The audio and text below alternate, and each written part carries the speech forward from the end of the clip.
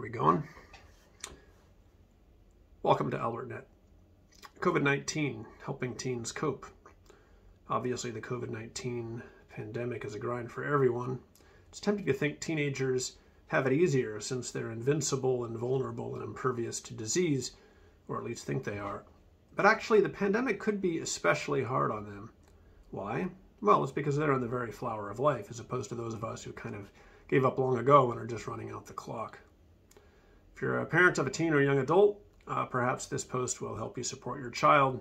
And if you're not a parent, but have a taste for Schadenfreude, well then, read on as well. The pitfalls of COVID for the young. According to an article linked on my blog, typical teens' reactions to global crises like the pandemic include feeling stressed or overwhelmed, frustrated or angry, worried or anxious, restless, agitated, teary, sad, fatigued, or tired, and they could be losing interest in usually enjoyable activities or finding it difficult to feel happy. Unfortunately, these are also totally normal symptoms of being a teenager, so it's really hard to tell how or whether the pandemic is affecting your teen or young adult. Some problems are undeniable, of course. Outside of the anxiety and stress, there's the simple matter of not getting to hang out with friends or doing so with all kinds of restrictions. Resentments can develop when your kids' parents have cooler, more permissive parents. And on top of that, kids are understandably just sick of everything. The online schooling, the distancing, the masking, and the hand washing. Yes, we parents are sick of these things too, but at least we grasp that they're actually important since we don't have delusions of invincibility.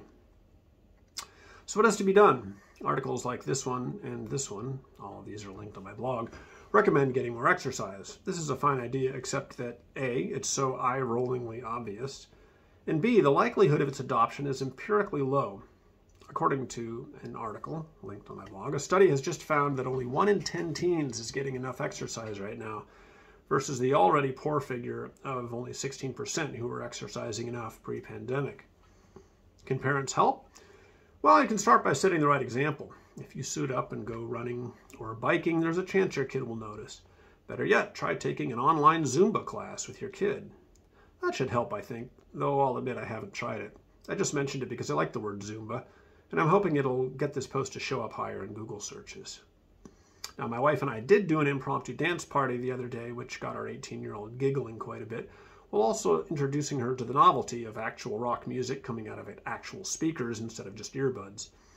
I would explore this dance party concept even more, except that my wife made fun of my moves, and my kid gets gobs of exercise anyway. Self-care. As pointed out by this website, you should teach self-love, starting with self-care. Unfortunately, the advice is given only via an infographic, so there aren't actual instructions, but I have a few suggestions. First of all, it's not enough to just advise self-care. You need to practice what you preach. I'm talking about that stupid COVID beard you've grown. It doesn't make you hip, and there's too much gray in it, and it lowers the effectiveness of your KN95 or whatever mask you're using. So shave it off already. And if you're a mom, keep your legs shaved and make sure your daughter notices. Note that leg shaving can be a highly political matter. If you leave your legs hairy on purpose, point this out and celebrate it. Tell your daughter, I want my legs lush like I'm a co-ed at UC Santa Cruz. And I always shampoo them when I shower. Self-care isn't limited to nice things we can do for our bodies. It's also about the damaging behaviors we should avoid. Remind your teenager not to seek comfort in drugs or alcohol. According to the CDC, these substances can weaken your body's ability to fight infections and increase the risk of certain complications associated with COVID-19. Beyond that, it's obviously harder to remember to wear a mask or socially distance when you're totally tripping or drunk off your gourd. You should also bear in mind that there's more to self-love than self-care. Self-love can include a bit of good old-fashioned vanity and or self-absorption. Maybe it's time to finally give your kid that "damn I'm good" bracelet your dad bought back in the 70s and passed down to you. But don't go overboard with self-love. When people are suffering, there's always the risk they'll become insufferably self-absorbed. It's important to try to remind them of the larger world around them and the unique problems that others face. Start with the fiscal waste of the pandemic. If your child is in college, bemoan the already egregious cost of their tuition and dorm fees, which are basically being totally wasted.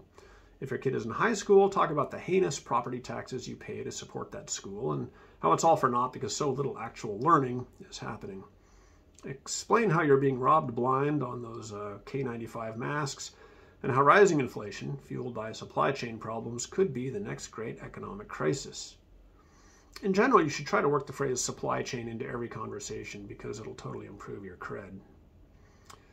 How to draw teens out about COVID. Where can teens and young adults go for advice, sympathy, or just someone to vent to? Certainly not their friends, to whom they have to present a brave, stoic front. And their teachers, overwhelmed with technical issues such as remote learning, COVID tests, and contact tracing, clearly don't have time. Once again, the job falls to us parents, as if we asked for this. So the question becomes, how do we get our kids to open up? Here's one way. Announce to your kids, let's all sit down in the living room. Your father and I are creating for you a safe space to share your feelings while we listen without judgment. It might take a moment or two before your kids open the floodgates, but as long as you just sit still, with your hands in your lap, gazing at your children with pure love and devotion spread across your face, they'll launch right in before you can say mindfulness training. No, I was just screwing with you. Of course, that would never work. So let's turn to the suggestion of an expert, Dr. Lisa Damore, a psychologist and school counselor, who advises, and I have a link, that you should make space for relief and joy. Sounds easier said than done, eh? I, for one, have no idea how such a thing could be accomplished. But remember, our kids are smarter than we think. Why not put it to them to figure out this technique? You can say to your son, Brent, I know this pandemic is hard on you. You're hurting, I get that. But the thing is, you need to make space for relief and joy. Then just watch as he tries, or doesn't even try, to keep a straight face. Smirking, giggling, or outright laughing at you isn't exactly the same thing as joy, but it's somewhat close. Obviously, this is a short-lived pleasure, just a little burst, so follow it up with another. Use the word quarantinagers in a sentence. Then hit him with the 1-2 punch of lean in and show up. He'll be in stitches. Now, it's crucial to show your support by communicating with your children on their own terms. It's tempting to hover over them, dropping bits of advice here and there, like shaking bacon bits on a salad. But remember, lots of modern kids are vegetarians, figuratively speaking. Okay, that metaphor got kind of screwed up. Sorry. Suffice to say, words are not necessarily what our kids need. Gestures, behaviors, and actions speak louder. For example, my younger daughter doesn't exactly gush when I look her in the eye and say, as sympathetically and authentically as possible, "How are you doing?" But recently I bought her a totally sweet camera and she really responded well. I mean, she didn't talk too much other than to say thank you, having not been raised in a barn, thank you very much. But weeks later, she spontaneously kissed me on the forehead. I'll confess I flubbed the moment because as she approached, I instinctively recoiled. But so long as I remain gainfully employed, I'll surely have other opportunities like this. Managing our own distress. So this helpful article reminds us not to snap at our teens, pointing out that this is good advice at any time, but it's particularly important right now. Well, this is a simple enough concept, but what about us parents? Aren't we totally stressed too? What if venting like this is necessary for our own coping? So it's tempting to ignore this don't snap at your teens advice as wildly unpractical, but actually there is a way forward. If you have a cat, you can berate her as a proxy for your child. "Now, Fluffy," you can say, "you're an absolute disgrace. I've seen you washing, which looks like self-care, but I know where that disgusting tongue has been. And I can smell your cat box from here. Ugh." Now, Fluffy couldn't care less, unless you raise your voice, which could startle her. Best of all, you'll feel terrible after admonishing that innocent creature, so you'll give her all kinds of love, which makes you both feel better. Well, okay, maybe it only makes you feel better, but still. No, do not try this with your dog. As tempting as it is to say, "Bad, Waldo, you are a very bad dog," you simply mustn't. Dogs are very sensitive. At least I think they are. I've never had a dog. Anyway, if your pet happens to be canine, leave the poor animal alone. Go out and buy one of those Hasbro ugly dolls or even a Yoda action figure or something and just chew its frickin' head off. Tell it how awful it is, how useless, how selfish, how lame. You'll feel a lot better. And if you don't, then alternately abuse and comfort the doll in kind of a lather, rinse, repeat style. Or not. I have actually no idea how or if this would even work. Forget I said anything. Man, this pandemic thing is hard. So, confronting fear. Perhaps the biggest problem for teens isn't how to wash their hands more effectively or how to best maintain social distance, or how to tolerate the half-second-long pinprick of being vaccinated. The real issue is their fear. This kind of global crisis has never before happened in their lifetimes, and none of them ever paid attention in history class during that unit on the Spanish flu pandemic of 1918. If my teachers even covered that, I sure as hell wasn't awake. So you need to confront this fear thing head on. Convey to your teenager that it's okay to be scared. Note that teens don't want to be preached to, so it's important to let this sentiment seem like their idea. The best way to do this is reverse psychology. Say to them, "Oh, are you scared? Can't handle a little stay at home? Totally freaked out just because your little world got shaken up? Oh, is that needle gonna hurt too bad?" Stop short of the old chicken, because they won't get that reference. Now, when your kids push back and say, "Hey, Dad, it's a global pandemic. I have every right to feel afraid," then you'll know they've become true believers, because this will be coming from them. Just don't ruin the moment by pointing out that global pandemic is technically redundant. The tech dilemma. Remember my comment earlier about the problems that can arise when your kids' parents are cooler and more permissive than you are? Well, you should be careful when your draconian policies extend to the virtual world with restrictions on your kids' internet use. Some experts, such as the authors of this article, are actually advising parents to lighten up on tech time restrictions. And yet other articles, like this one, warn that too much social media and too much COVID news can really bring your kid down. Here's one way forward.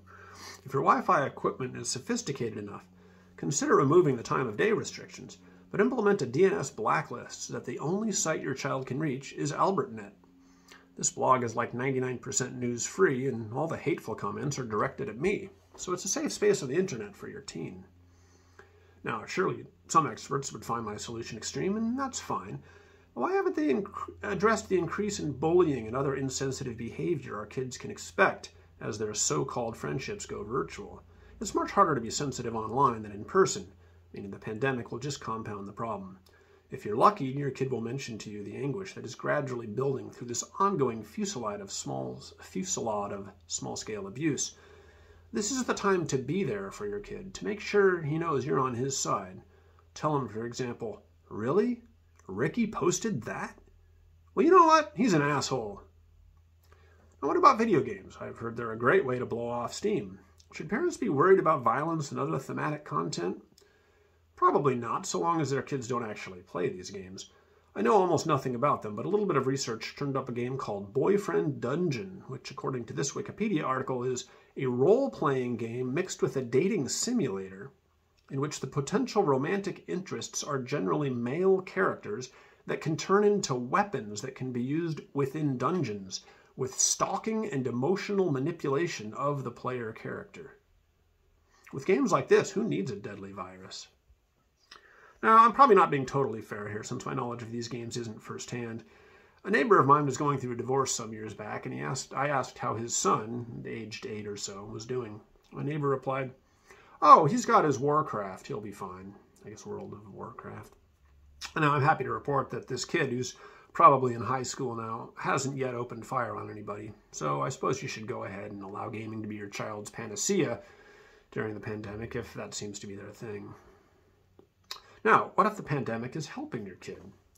It is possible that your child is feeling stress or guilt because the pandemic is going just fine and in fact has its benefits for her. This article acknowledges that some kids may have commitments they didn't want to keep, or some people, classmates, teachers, coaches, they didn't want to see. So this crisis might actually bring some relief, but assures us that this doesn't need to be seen as a problem, since it's also okay to be happy. The article suggests you tell your kid there's no right or wrong way to feel.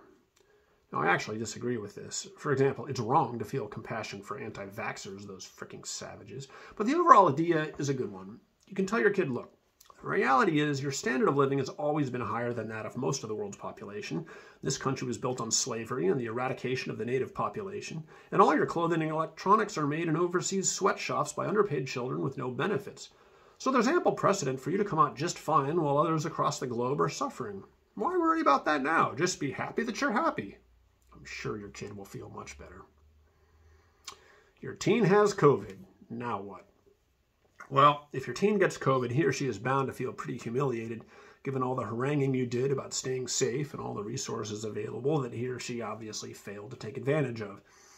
In this instance, you need to take an honest look at how your teen is doing overall versus yourself. If you're in an even worse way, then it may be time to go ahead and rub it in, saying, I told you so, and you should have listened, and maybe even, you're getting what you deserve. This will, of course, be devastating for your child, but it'll feel so good for you. It's probably worth it. On the other hand, if your kid has been suffering even more than you, then his or her feelings come first, and you need to do whatever is necessary to prevent guilt or shame from surfacing. Whatever is necessary basically means saying with utter sincerity, hey, don't feel bad. It happens to the best of us. Now, sincerity in this case means you speak from experience. That's right, it's time to go get COVID. Head down to an indoor megachurch service replete with a full choir, preferably in Houston, and don't you dare wear a mask. But seriously, I had a little fun here, but you might be thinking, hey, this is no laughing matter. I would politely disagree. To me, almost everything is a laughing matter, but I will concede that we should take this issue seriously. Perhaps this post at least has you thinking about the pandemic and how it affects your teen, and if nothing else, I've linked to 10 or so perfectly sincere and potentially helpful articles. Thanks for watching.